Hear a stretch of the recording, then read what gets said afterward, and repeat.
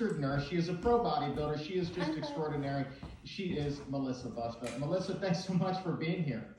Hi, thanks so much for having me. Quite the intro. I would say I had no idea I wanted to be a pro bodybuilder, actually. Right, so it's like, here's the way that I see this, right? You're kind of shattering stereotypes all around. You're a beautiful woman with like muscles that are way bigger than most dudes, and you're building those muscles without meat. It's like a 1-2 punch of, yo, I'm Melissa, look out, right? So do you feel like a trailblazer? Because you are. I don't feel like it, no. I still am just good old Melissa. I'm just having fun, eating plants. You know, I'm encouraging everybody to do this kind of a thing. I mean, health, fitness go hand in hand. No doubt about it. So did you become inspired by Game Changers, or where did this pop up? You know, where did this ambition come from, Melissa? Yeah, it's kind of a crazy story. So I work at CRM, as you know, as a clinical research nurse with Dr. Kaliova as well. So, you know, I'm always in like this nice little vegan bubble, and I have all of my vegan friends and all of us, you know, we know you can build muscle on plants. It's not that big of a deal. And I went to the red carpet of Game Changers, and, you know, Nimai and Patrick, everybody's there. Big muscle guys, no big deal. Well, then my husband's job relocated us around the Chicago area. And I go back into, you know, the average public, and so here I am in hospitals, and everybody's asking, oh, you're vegan, where do you get your protein, and, you know, how do you build muscle, and all these questions. And I'm like, you know what, let me just show you, you know, how can I show everybody that you can build muscle on plants? And the thing that came to my mind first was step on a bodybuilding stage. So 6 months ago, I asked a trainer who didn't really know a lot about the vegan diet if he would train me to compete on stage.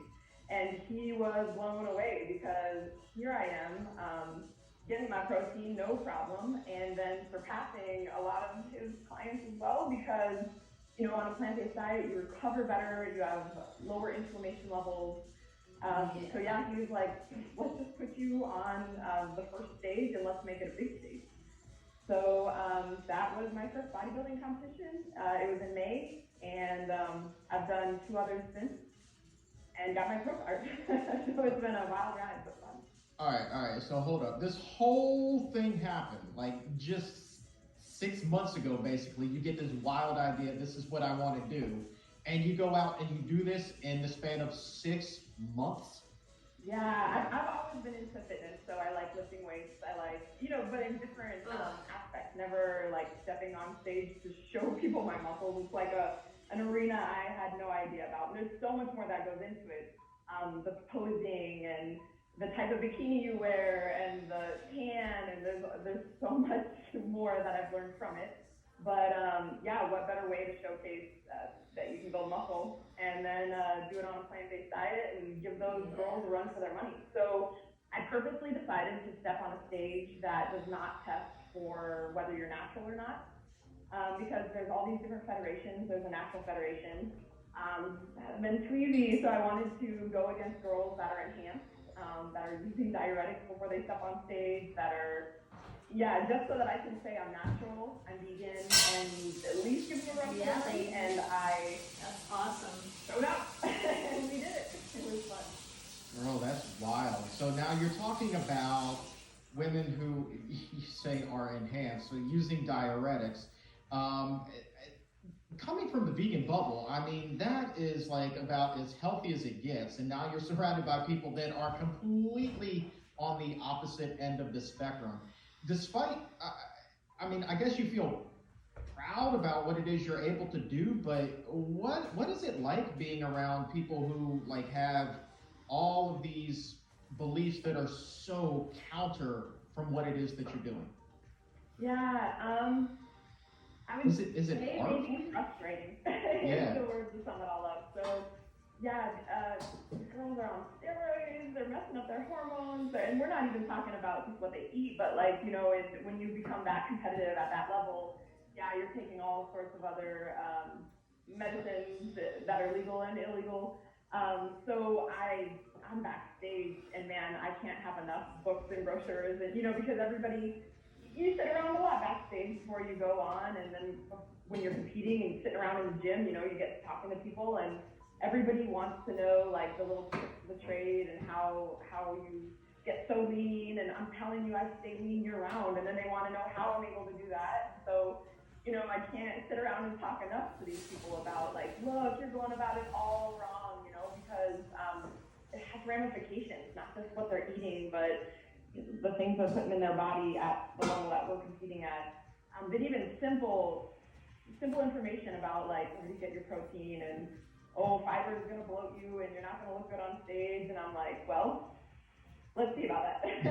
So it's good to be able to have like all these little tricks of the trade of, actually fiber will keep you fuller longer, because some of these girls are going up on stage kind of in a starvation mode because they've been eating so bad and treating their bodies so bad, and they have to get to such a lean body fat percentage for us to be able to compete on stage. So yes, that is an extreme world that I went to compete in just to show that I could.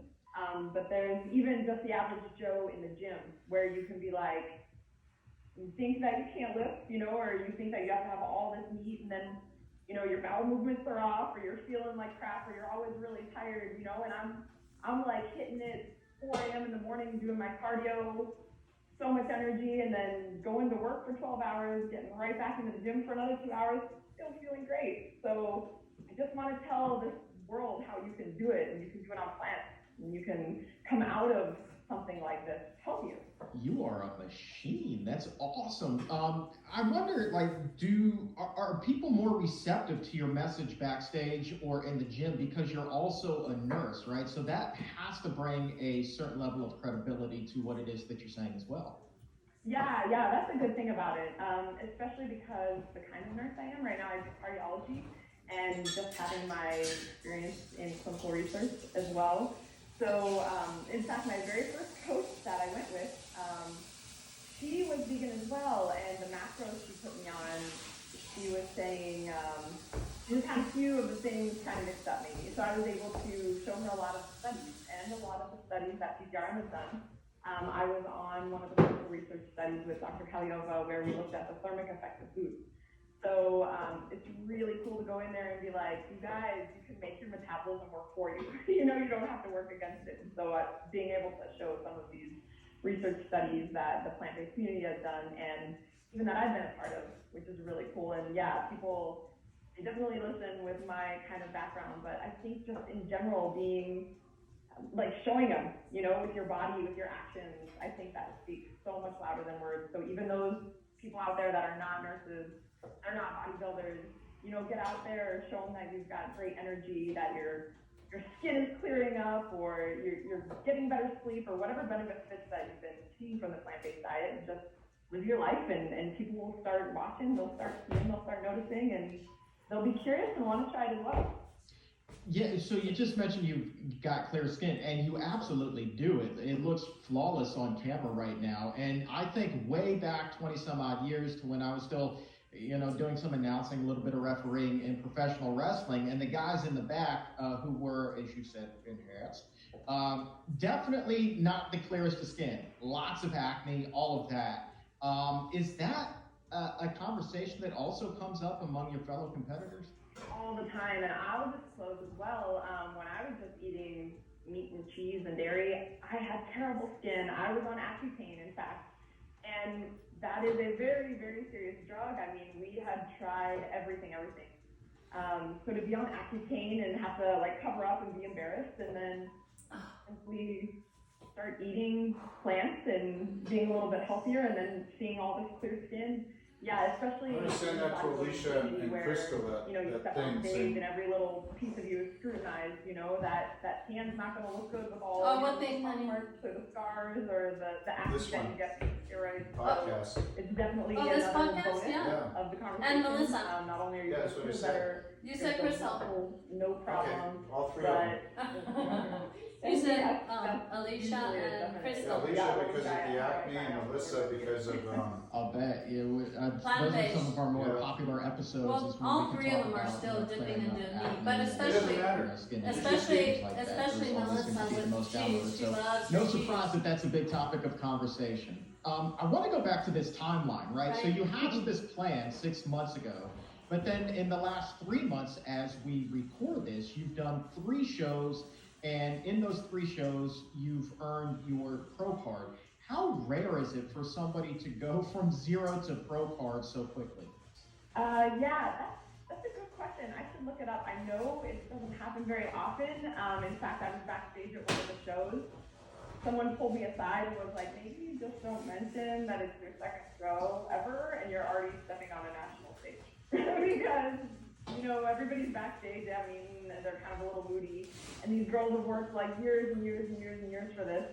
So I was trying to be very cognizant, not like flaunting it around. It's my second show ever, and I'm stepping on a national stage against 400 girls, and then I take home third. So, yeah, I'm trying to find the line to walk between being humble, you know, but also just everybody try it. I'm doing it only because of plants, you know, and I couldn't do it any other way. But yeah, it's definitely very rare. Girls take years to get to have their pro card, so it's a big honor. And like I said, I went all with the plan. Okay, hold on. So, I mean, forgive me, I don't know a whole heck of a lot about bodybuilding, but it just seems to me like the shows you're talking about, a national stage, like these are big shows. You didn't just drop into like the community theater of bodybuilding. Like it sounds to me like you're up in the upper echelons of swole people. Yeah, so usually you start at like a local show and then you'll do like a regional, and you have to qualify to go on to a national show. But my coach, I'm telling you, when he started we were feeding and lifting, and then he started cutting me down, he was like, you got it. I don't know if it's genetics or not. I keep saying it's the plan. But he said, let's not just put you on a tiny little local show. So the first show I ever stepped on had the NPC head judge, Sandy Williams. The main head judge was up there judging me along with the rest of her panel. There's usually about like 8 or 10. And so the first stage I ever stepped on was a pretty big stage to begin with. And she reached out to me and said I would do pretty well. So that's a really good sign. And so we were like, let's do Universe in another month. And that was a national stage because my very first stage, I got first place in my class. I got first place in True Novice, first place in Novice, and I won the whole overall show. So to step on stage, yeah, for your first show and to go home with the first ever overall was wild. So that's why they're like, let's just move you on to Universe. Delicious, And then from Universe, I went to Masters, and you have to be first in your Awesome. class. I can't wait to have And some you win German your potato pro card. salad. And Is so it really yeah, good with the jalapeno and the peppers? everybody Yes. in their class will Delicious. all compete against each other for the overall. Oh, And I got second in that also. So it was just really what the judges were looking for that day. And the girl in the shortest class yeah, they won turned first, on. and her muscle bodies were just really filled out, so she had a lot of glycogen, and it was just a look that they were looking for. So me and my coach are going back like, hey, what do they want? You know, so now that you're pro, let's get you up there and get invited to Arnold, go to Olympia. These are all things that are possibilities now, so it's exciting to think about. Yeah, and I told you before we started rolling, you do the Arnold, I'm coming. And we're gonna, you know, I just wanna see it. You know, I've always wanted to go to the Arnold Classic, but 2, yeah, I think that's a heck of a story to document. Like, I would be honored to be able to tell that story. I can't imagine that there would be any other vegans competing in that particular competition. Yeah, I'm gonna have to look that up now. I don't know. It would be cool to be the trailblazer, the main one. I wasn't thinking about that. I was just wanting to show like the people that I work around and live with, like, hey, you can do it on a plant-based diet. But yeah, maybe I should look into that. Maybe I'm breaking records here. That would be cool, wouldn't it? Yeah, oh man, that'd be so cool. Like, can you imagine, like, you wouldn't just be in our little vegan bubble of news outlets, right? I mean, this is stuff that could make the Washington Post, right? You know, the Chicago papers, like, all of that stuff. Like, it could just blow up. And, like, you have really, Melissa, just stumbled into, like, this little niche it's just, you're the one. Like, you're friggin' Neo for female bodybuilding and vegans. Like, you're the one. Congratulations. Well, that's really sweet of you to say, but I mean, look at all these guys. Poor Washington, this is my Delgado, man, these guys they're blowing it up too. I've got to give all props to them as well. I'm just coming along a little later and seeing whatever I can do. I'm a little, got maybe a little screw loose where I can go crazy, I go all out with this kind of stuff. Like my next couple competitions, maybe. Crazy is good, normal is boring. That's kind of the way that I look at it, right? So just roll with the madness. I want to talk about getting ready for the competition, right? So you just said, obviously, you eat a plant-based diet, you stay lean year-round, but how much did you have to alter your diet as the competition day grew near? My coach is actually really surprised that he got to keep feeding me. So normally, you know, from what I've heard, because I'm new to all this, but I've heard that a lot of girls, they'll go into this and they have to ramp up their cardio really, really crazy. They have to cut down. I've heard even like sub 900 calories, which I don't know how that's doable. But you just kind of see like where your body is, like what kind of composition that you are going to be bringing to the stage. And my coach, he started maybe cutting me down a little bit. Meaning taking away a few carbs or taking away a few fats. And my body was just responding crazy that he would just keep having to feed me. So I was really high carb going into the show. I was able to eat a lot of fruit, which I guess isn't normal for people going into a fitness competition. And that just blows me away to think, because backstage, you know, you get TMI and start hearing about everybody's bowel issues and what's going on, and they've just been eating like chicken breasts or, you know, tilapia for the last 5 months, and I'm sitting here over with my high fiber, you know, tons of fruit, tons of veggies meal, and everybody's like, how are you able to have papaya and fruits and bananas? And I'm like, what? This is the craziest thing I've ever heard. That you can't have fruits and veggies? I mean, it's just a little wild, but not a lot changed. They just kind of like dial it in as far as the sodium goes and the water goes, you know, as you get closer to stage. But no, I was a well-oiled machine. My metabolism was doing really well, and so it wasn't that difficult for me. That's awesome. And yeah, I mean, fruit backstage, I forget who I had on, but maybe it was Robert Cheek, and this person was talking about eating fruit backstage at a bodybuilding competition, right? And just the looks that they were getting were just like, what the heck is going on right now? Like, you can't be eating that. Like, this dude was like writing himself a first-class ticket straight to HE double hockey sticks just because he's eating that banana. Like, everybody like wanted to jump on him. And then probably the same conversations you were talking about, like, how can you look like that and eat that carb? Like, it's just insane to me. Well, I saw crazier things. I mean, the idea with getting glycogen in your muscles is kind of fills it out before you get on stage. So it makes sense for me to have some fruit before I get on stage. But some of these coaches are having their girls eat candy. So that's like the norm, to bring like a bunch of gummy worms or a bunch of gummy bears. Or let's say they need a lot of sodium, like to be sucking on like ketchup packets or like straight salt in your mouth. And I'm sitting here like, whoa, you just put your body through so much. You've asked it to do so much for you for the last few months. You know, you've been depleting it and working it out so hard in the gym. Why would you just dump a bunch of sugar in your body that you haven't had for a long time, or a bunch of nasty ketchup packets? Like, why not just go about this in a nice, healthful way? And I believe that there is a way to do it. And in fact, I showed that there is a way to do it. So I just want to get that information out there a little bit more. It doesn't have to be so crazy, so extreme. For what it's worth, I would much rather eat papaya than suck on a ketchup packet. Same thing with the gummies, the candy. Like, oh my gosh, that I had no idea. Like, you suck on a ketchup packet to get ready for a show. I have never heard of such a thing in my entire life. That is insanity. Insanity, I say. your protein. So that's the big question. Obviously, you get asked like, where do you get your protein from? But did you ramp up your protein intake leading to competition, or was that already pretty well in place before this process even started? We went through what you could say like a bulking phase for like 2 months before we started cutting down, where he wanted my protein pretty high at like 1.5 times the amount of my body weight. So yeah, it was like 150 grams I had at one point that I was needing to get in. And he was like, I'm being vegan, I'm not sure how you're going to get this. That actually wasn't a problem. Tempeh, tofu, all of these are incredible sources. Yummy.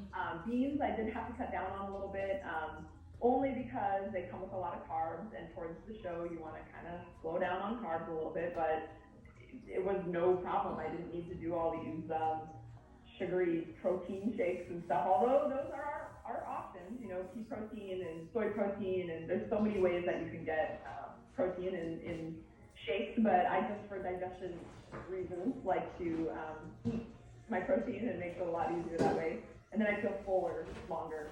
So yeah, we ramped it up a little bit, but it wasn't that difficult to get, and then yeah, started bringing it back down, because before you get on stage, too much protein can aid in kind of like digestion issues. But no, it wasn't a problem. I was still eating my tofu, still eating my tempeh. Love tempeh and Enjoying tofu. life, enjoying my food up until show day even. So when you were up there at about $1.50 a day with your protein intake, you're saying like you were eating that, you weren't using supplements like pea protein? I mean, even the cleaner ones? I think I do have to say I use a oatmeal, a Creatures Habit oatmeal, and it has some protein in it, and I want to say it's pea protein, but it's already like pre-packaged. I just do like an overnight, so that was probably like the kind of protein that I was getting. But no, I mean, like, you want to stay full in this, because sometimes they're cutting down some of your calories and stuff, and you're like missing those foods that you used to have, you know. The occasional like healthy muffin or something that I used to be able to eat, I wasn't allowed anymore. So, you know, instead of like just downing it and then I'm hungry still, I'd rather have eaten it. So yeah, I was doing a lot of like full natural foods just to kind of keep me satiated and full for a long time. That's wild. And it sounds like this is, I mean, obviously it doesn't sound like it, just flat out is a pretty well-defined diet. But I know that you have interest in competing in other sports, like you want to run marathons as well. I would imagine a diet for a marathon runner much different from what it is you've been doing getting ready for these competitions. Yeah, so somebody said to me, and it's kind of true, well, you look strong up there, but you're not actually really strong. And That's so true. that kind of got to me, and I thought, well, let me sign up for a strongman competition. So in a month and a half, there's a strongman competition up here by me that I think I'm going to compete in. My bikini coach isn't that excited about, but no, that's going to look a little bit different, eating-wise and training-wise, because for strongman, you're doing a Hercules pull, the keg toss, last man standing deadlift. I'm going to need like a lot of strength, a lot of weight working towards me, so I'll probably start eating a heck of a lot more than I did stepping on stage for bikini. And then, yeah, marathon runners, I mean, I've only run a 5K, but I'm telling you, I can do it. And so someone else was saying, you know, but you don't have the endurance side of it. And so let me show them that I can do that too. So probably have to start eating, training a little different for that as well. But I mean, I'm telling you, I feel great. Why not just jump in and show everybody vegans can do it, and vegans can do it better. Yes. Girl, you're taking cross Here, here. training to a whole nother level like that. That's crazy. I didn't. The strongman thing is wild too. So you're talking like the same kinds of competitions that you can flip on like the CBS Sports Network or on ESPN, where you just see these wild things like truck pulls. You said keg tosses, all of that kind of stuff. Yeah, and in fact, when you go see me at Arnold, they have strongman competitions there as well. So I have a coach up here in this area who, he's not my coach yet, but he's an Olympian athlete for this kind of stuff at my gym. And so, you know, I'm just always up there training, and I'm always really friendly and talking to all these people. And he was kind of the guy that was like, why don't you just sign up for this? Like, you look pretty strong, but are you very strong? And I was like, let's do it, let me show you. And so, yeah, it's they have specific competitions where they have, I think it's 5 or 6 different kinds of, like a relay or something, ahead of time, so you know how to train for it. But yeah, I don't know what all it entails quite yet. I need to get on and sign on, and all of this stuff, you have to be registered with that kind of federation. So I'll have to be registered under the Strongman Federation and all this kind of stuff. So I got a lot to look into for it, but I'm hoping to get in touch with this guy, and we've already gone out and thrown some kegs around. Even when I was training for my bikini competition, I was getting after it, just kind of showing him like I'm not just a little scrawny bikini girl. I got plants on me, and let me show you what I can do. And so yeah, I know that I can do it. Why not? Yeah, we just went out, threw around some kegs, did some keg toss, no big deal. I was just getting ready for a competition, that's all. So what are you lifting these days? Give me your numbers. So I've not PR'd. In fact, that's why, like, getting on stage, that's why I said we're not really that strong. We just kind of look that strong. So the weeks leading up into the competition, you become weaker and weaker and weaker because they're slowly taking away, like, your calories and your waters a little bit. And so you get a little bit more tired, and it's not about lifting heavy, because then that brings inflammation into your body, and you do not want inflammation leading up to the stage. So yeah, it's only been a week out since I've gotten on stage. I'd be curious to see what I'm doing lately. All right, well, chronicle all of this. I mean, you're a trailblazer, right? So it's like you've got to put that roadmap down and show people the light. Show them the light, girl. Let me see here. You know what we haven't talked about, though? We've kind of glanced at it. You say you eat oatmeal for breakfast, fruit kind of at the competitions, but like, can we get a little bit more specific with what it is your menu looked like leading up to that competition? Just kind of walk us through breakfast, lunch, dinner, snacks, because I'm sure that the exam roomies who are watching and listening right now, they're like, I just need to know what's on this girl's menu. Yeah, it was a lot. I ate a lot. In the morning, I like oats, and a good way to get those is just to like throw them in the fridge overnight. I have a pre-prepared package. I really like the Creatures of Habit. They're a plant-based protein. They have omega-3s, vitamin D, all sorts of good stuff inside of it. So in the morning, I would wake up, grab that out of the fridge, and throw like a bunch of berries or walnuts, depending on what kind of fast I was allowed. For lunch, I would probably there's some really good pastas you can have that are really high in protein as well, like the ones that are made out of, like beans. So the Only Bean is one of my favorite, not to drop all these name brands, but the Only Bean is a really good pasta that's made out of edamame, and they have like fettuccine, or they have a black bean pasta as well. I would just throw some marinara on that, and nutritional yeast, like piles and piles of nutritional yeast. It's my favorite. It tastes so delicious. It has a lot of B vitamins and a lot of protein. And then I would usually have like another snack after that. So one of my favorites, and this came from my friend who is a Food for Life instructor, Stephanie Nofel. She does tempeh with a date on top and a date on the bottom. Now, I know this sounds crazy. It's just raw tempeh, but it tastes like a donut. It's like a really good sweet and savory kind of a meal, and tempeh is loaded with protein, so it was really good. Or not meal, I should say snack.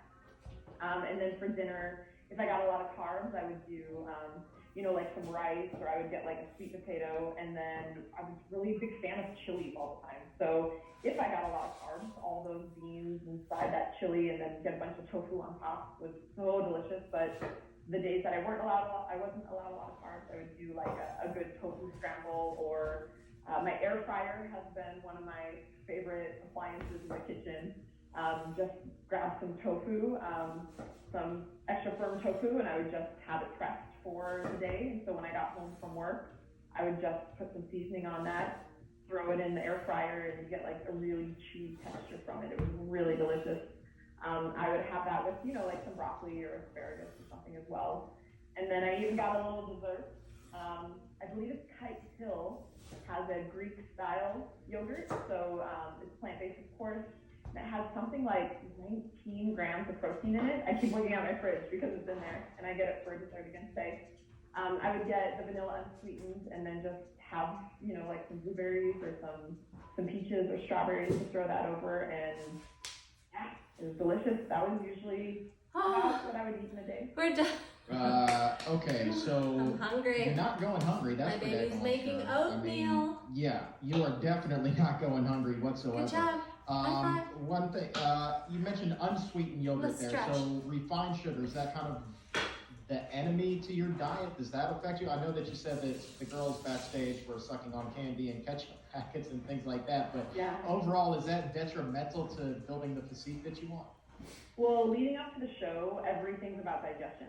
So you want this tiny, tiny little waist, right? You don't want to introduce things in that you haven't had in a long time. So yeah, you can do like the sugars or the artificial sweeteners and stuff, maybe like a month before, but like leading up into the show, you want to start getting rid of all those because they cause a lot of bloat and stuff. And even things like chewing gum, you know, you're swallowing a lot of air, so you're not allowed gum anymore. Yeah, all sorts of weird things. I mean, leading up to the show, you have to get this tan that's really, really dark. So the week before, you don't wear deodorant. Because if you have deodorant on and then they tan you, it turns out green. You don't want that on stage. So I would say I was the freshest smelling of all natural people backstage because, I mean, I've got clean plants that I'm putting through my body, not stinky other gross dead animals, but yeah, there's all sorts of little tricks. That's true. So the sweeteners, We the vegans artificial sweeteners especially are don't like bloating, stink. so you kind of do the no Not sugar much. thing. And it's just also, it fights cravings. You know, I've been eating so clean and so healthy, asking my body to do so much. You know, why put anything into my body that, you know, just is on my tongue for a second, but then it's gonna like spike the cravings that I'm gonna want, you know, pastry and cookies and something that's just gonna keep me up at night. So no, eating clean was definitely easy because I think I stayed clean the whole entire time. So I didn't have these cravings and all these wild appetites. So help me goodness, it's show number 360, maybe 370 when we release this, and I guarantee you, we have never, ever, ever heard anybody talk about not wearing deodorant leading up to competition day because the tan will turn your armpit green. You truly do learn something new every single time you listen to the examiner. That is phenomenal. I don't know why I think that that's so phenomenal. It's just like one of those, I don't know, little Good like job. weird things. I had no idea. Legitimately, like how green are we talking? Are we talking like lime green, a darker purple green, alien green? What's High happening five. under there?